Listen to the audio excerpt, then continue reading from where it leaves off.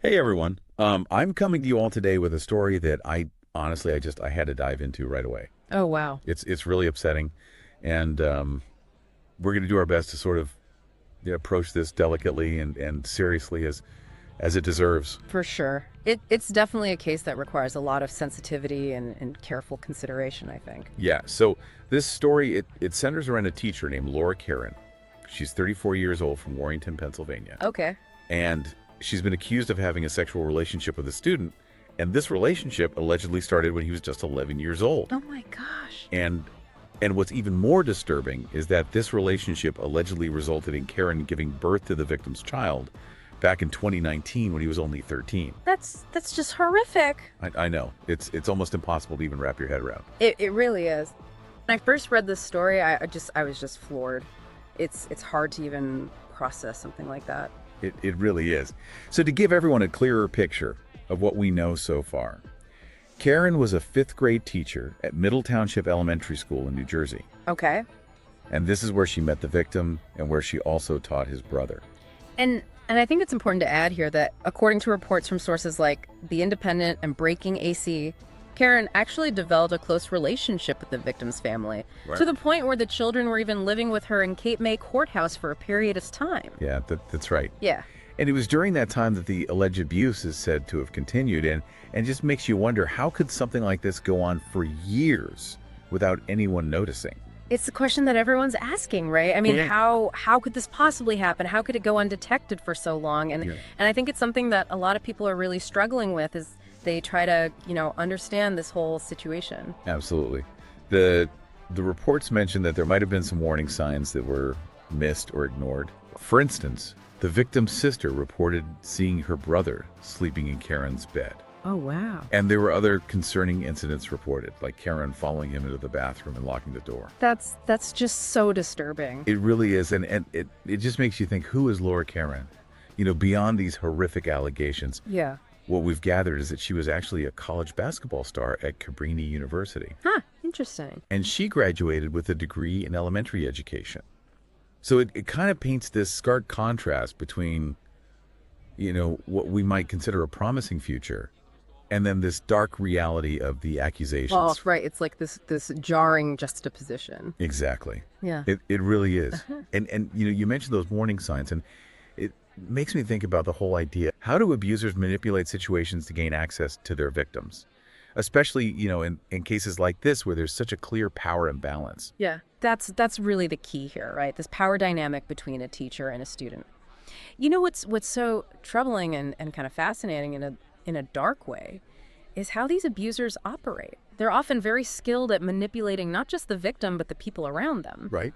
So in parents' case, building that close relationship with the family, offering help and support, that was likely a major part of her strategy. It's almost like they're trying to gain the trust of everyone around the potential victim. Exactly. It's all about creating a situation where they have more control over the child's life. That's really chilling. It is. And it makes it so much harder for the victim to even recognize what's happening, let alone feel safe enough to speak up. Absolutely. It's a classic case of a wolf in sheep's clothing. It really is. And we have to remember that abusers often target individuals who are already vulnerable. Right. Maybe they're struggling at home or they lack a strong support system. And these vulnerabilities can be exploited, to offer this false sense of security and belonging. Yeah, it's a really insidious tactic. Yeah. And going back to the specific case, the fact that Caron allegedly became pregnant with the victim's child when he was only 13. Oh my God, I know. I mean, that right there is a massive red flag. And it's agonizing to think about how long this alleged abuse went on before it finally came to light. It is. And it's a stark reminder that we can't be naive when it comes to the safety of children. We have to be willing to question things, to be vigilant, and to trust our instincts if something feels off. Absolutely. Sometimes those gut feelings are really important. We can't afford to dismiss them. Yeah. Yeah. And thinking about all of this, it really begs the question, how common is this type of abuse? I mean, I know I wrestled with that question myself as soon as I heard about this case. It's a question a lot of people have, and unfortunately the answer is incredibly concerning. Research from various sources like the American Association of University Women and the work of Cheryl Shakeshaft, they all paint a pretty bleak picture. They suggest that somewhere around 1 in 10 children will experience some form of sexual misconduct by a school employee during their K-12 years. That is a staggering statistic. It is, and, Yeah. and it makes you wonder how many cases are going unreported. How many victims are suffering in silence. It's hard to fathom. And it brings up another huge question. What can schools do to actually prevent these situations from happening in the first place? Are there systems in place to catch these warning signs before they escalate to abuse? That's a really important question, and one that we'll definitely be exploring further as we dive deeper into this case. Yeah. From what we've gathered so far, there are preventative measures that schools can and should be implementing. Okay. But it's also important to acknowledge that there's no easy fix. There's no one-size-fits-all solution. Addressing this problem requires a multifaceted approach. I completely agree with that. This isn't about pointing fingers or placing blame. It's about understanding how these situations happen in the first place and then figuring out what we can do collectively to protect children. Exactly. It's about acknowledging the reality that abuse can happen anywhere, even in places where we think children should be safe. Right. It's about recognizing that and then taking proactive steps to create safer environments for them. I couldn't agree more. So let's start unpacking some of those preventative measures. What are some concrete steps that schools can take to tackle this issue head on? We've already touched upon the importance of being vigilant and recognizing warning signs, but what else can be done? Well, one crucial aspect is creating a culture where reporting misconduct isn't just encouraged, it's expected. Okay. That means having clear and easy-to-use channels for reporting, ensuring confidentiality for those who come forward, and providing thorough training for all staff on how to recognize and respond to potential abuse. That makes sense. So it's not just about having a system in place, but about making sure everyone knows about it and feels comfortable using it. Exactly. And it's also about creating an environment where potential victims feel supported and believed when they do come forward. Right, because without that sense of safety and support, it's incredibly hard for anyone to speak up. Absolutely. They need to know that they'll be taken seriously and that their concerns will be addressed properly. And beyond creating that reporting system, are there any other proactive measures that schools can implement to identify and address potential risks? I mean, we've seen how skilled abusers can be at manipulating situations and gaining trust. So how can we create systems that make it harder for them to operate undetected? That's where things like thorough background checks and ongoing training for staff become essential. Yeah. Background checks shouldn't just focus on criminal history. They should also look into any past allegations of misconduct or inappropriate behavior. That's a good point. And training should equip teachers and staff with the tools and knowledge to recognize grooming behaviors and to understand the dynamics of abuse. So it's about shifting from a reactive approach to a proactive one. Precisely. Instead of waiting for something to happen, we need to actively work to identify potential risks and put up barriers to abuse. And that requires a commitment from everyone involved, from the school administration to the teacher staff, and even parents. You got it. It's a collective effort. Now, I also want to talk about the role of social media in all of this. It seems like these platforms have become a breeding ground for abuse in many ways, providing another avenue for perpetrators to connect with and groom potential victims. That's a really important point. Social media has definitely introduced a whole new set of challenges when it comes to child protection. Platforms like Facebook, Instagram, Snapchat, they offer unprecedented access to young people, and abusers are taking advantage of that. Right. It's a scary thought.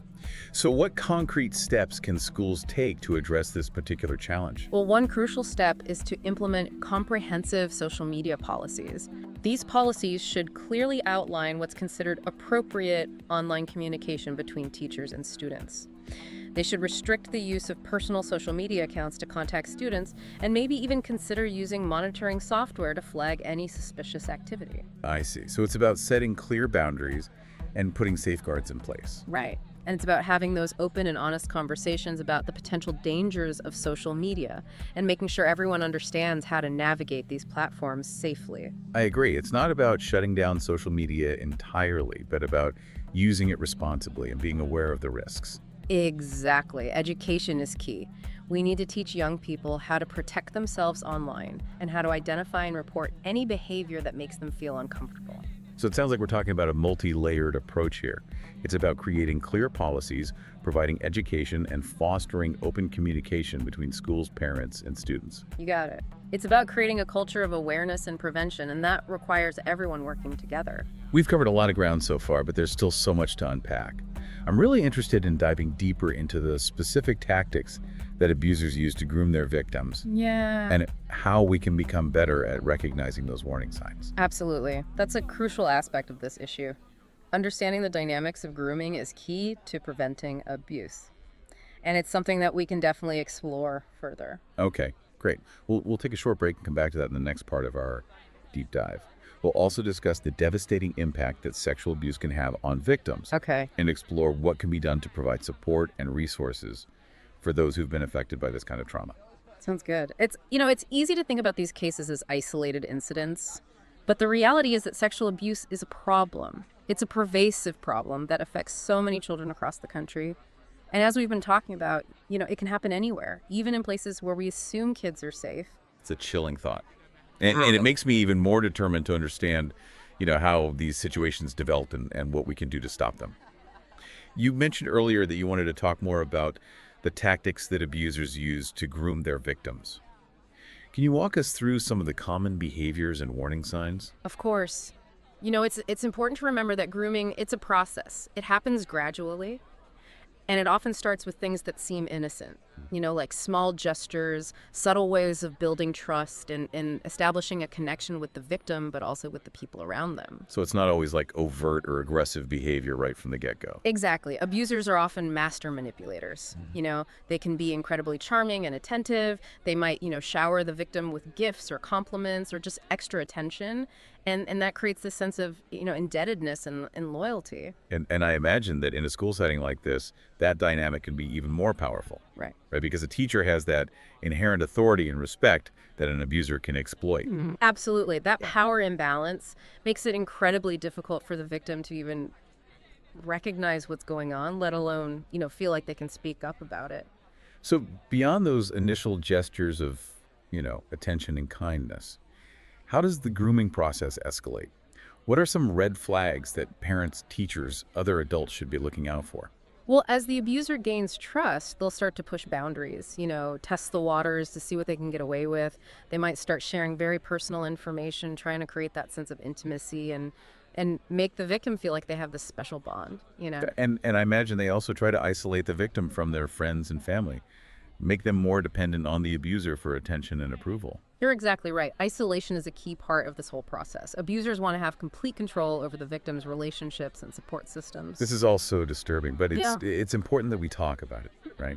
So that we can recognize these patterns and intervene before it's too late. What are some other red flags that might point to a grooming situation? Well, one thing to look for is any behavior that seems inappropriate given the adult's role or their relationship with the child. Right. For example, a teacher who spends an excessive amount of time alone with a student or gives them special privileges or, communicates with them outside of school in a way that crosses boundaries. And I imagine with social media being so prevalent these days, those boundaries can become even more blurred and difficult to navigate. Absolutely. Social media has created this whole new landscape for abusers to operate in. They can use these platforms to connect with potential victims, send private messages, share inappropriate content, even track their online activity. It's scary to think about the access that abusers can have to children through these platforms.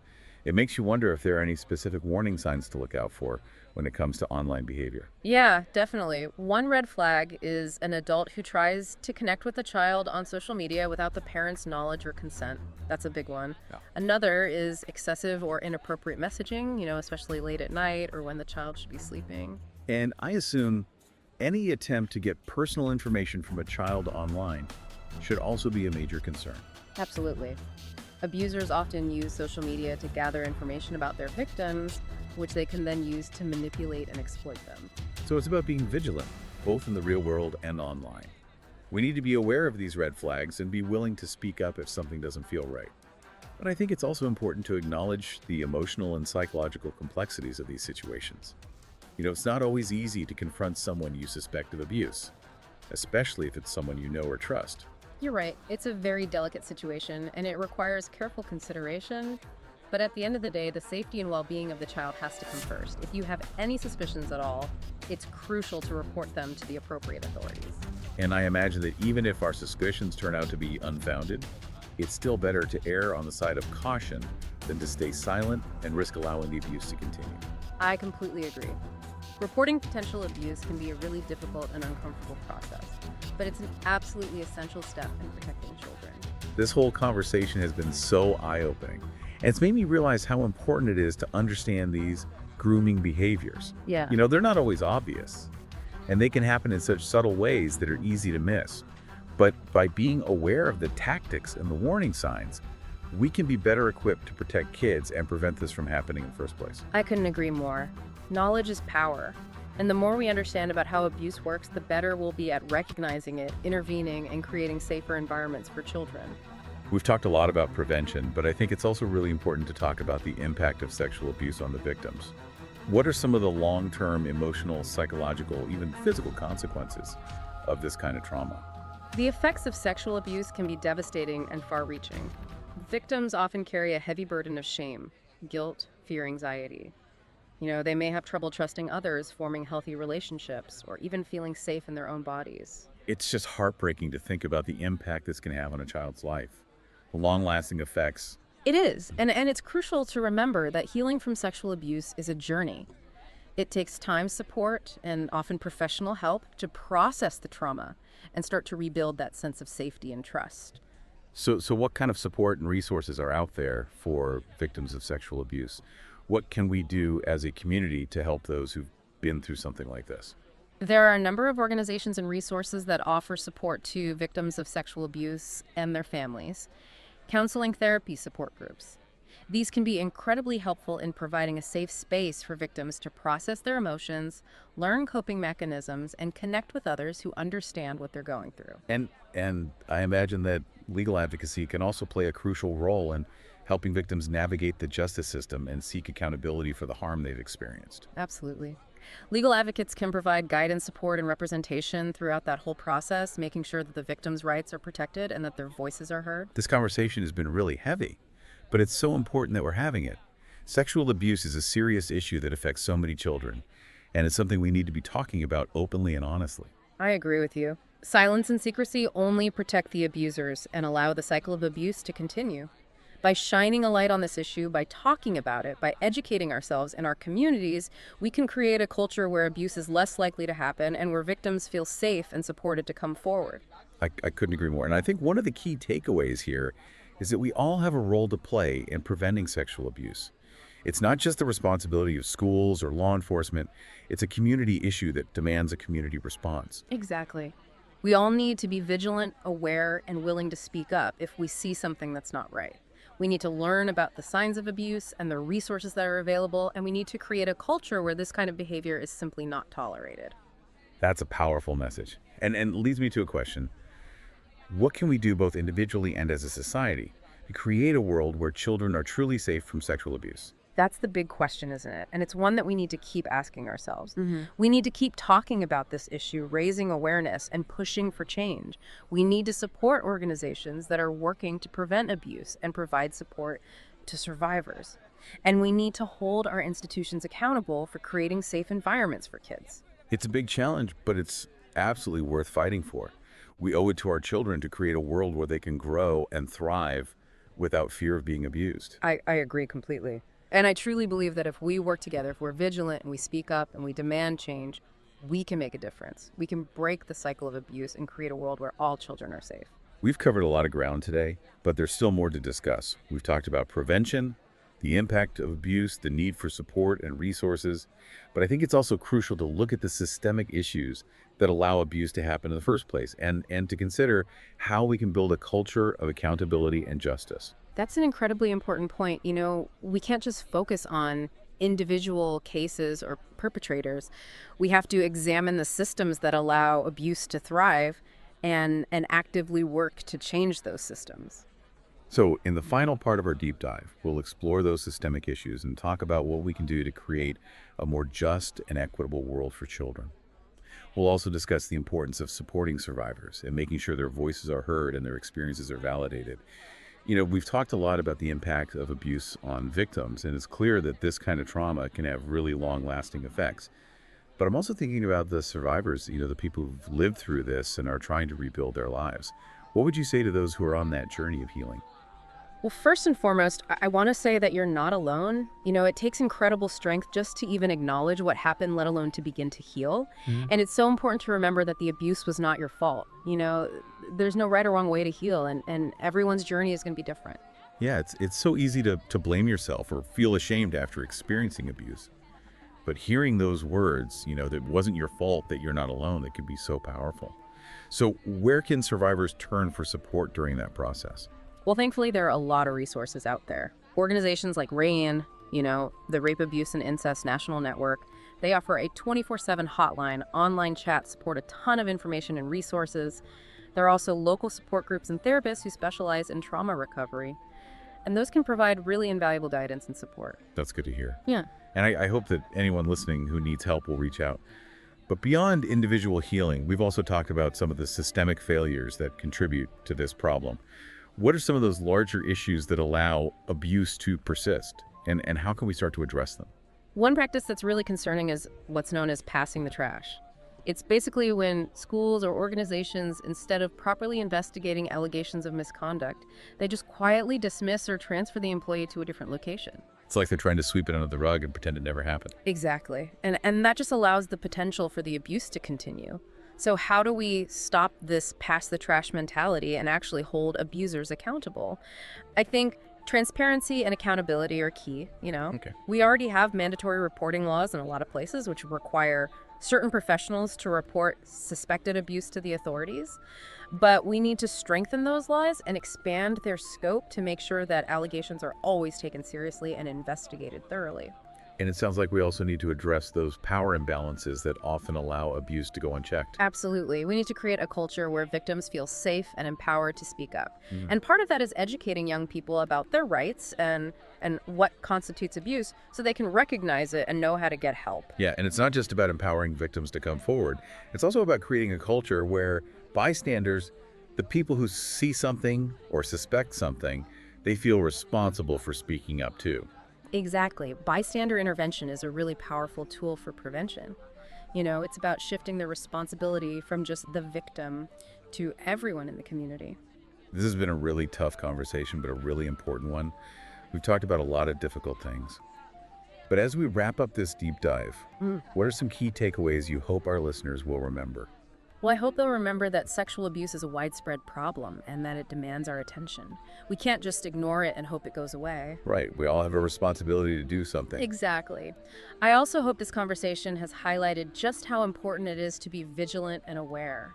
Understanding how abusers operate, recognizing the warning signs, and being willing to speak up, those are all crucial steps in preventing this from happening. So it's about educating ourselves and being proactive. Exactly. And finally, I hope listeners will come away from this with a commitment to supporting survivors. They need our belief, our understanding, and our unwavering support as they work to heal. I think this deep dive has really challenged me to think differently about this issue, to be more aware, and to advocate for change. And I hope our listeners feel the same way. If we all commit to speaking up, supporting survivors, and demanding accountability, I truly believe that we can make a difference. We can create a world where children are safe from abuse. I agree with you. We have to keep fighting for that.